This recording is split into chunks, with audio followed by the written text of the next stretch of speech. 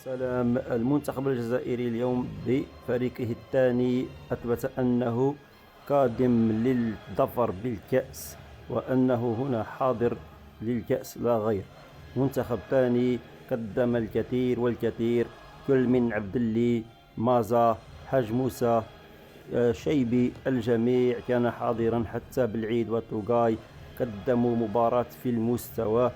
أثبتوا أن الفريق الوطني لا يتكون من 11 لاعبا فقط، وحتى البدلاء كانوا في المستوى.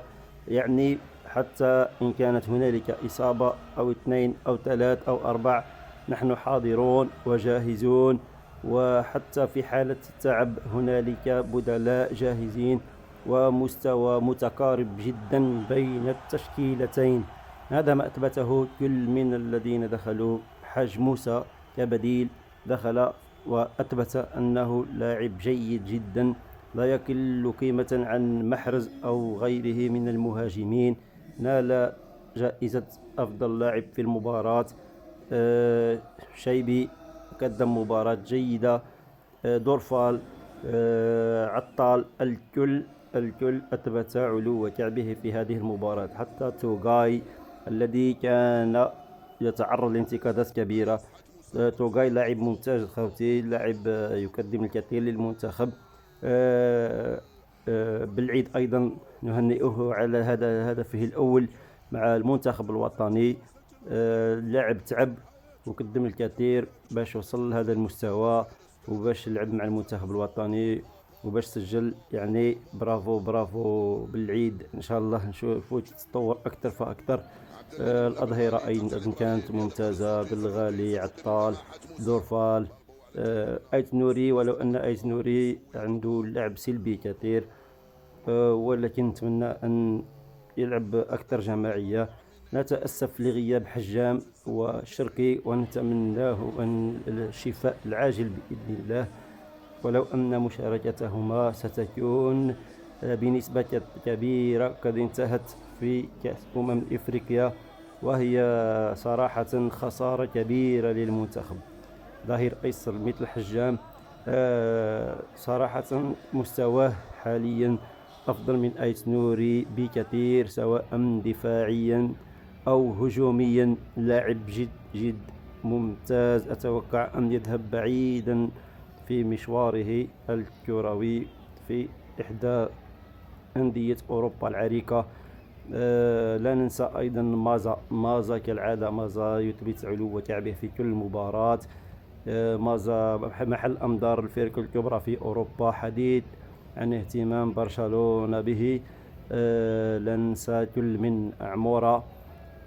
محرز لا كلام عليه، محرز راح يلعب كأس إفريقيا وكأس العالم بما أنها هي الأخيرة له. أيضا بن سبعيني ومندي يقدمان مباريات ممتازة. الحارس لوكا زيدان، ربحنا حارس كبير، واليوم عرفنا قيمته كثيرا برؤية ماندريا الذي بين قوسين لم يرقى إلى مستوى اللاعبي المنتخب الوطني. بوداوي لاعب ممتاز.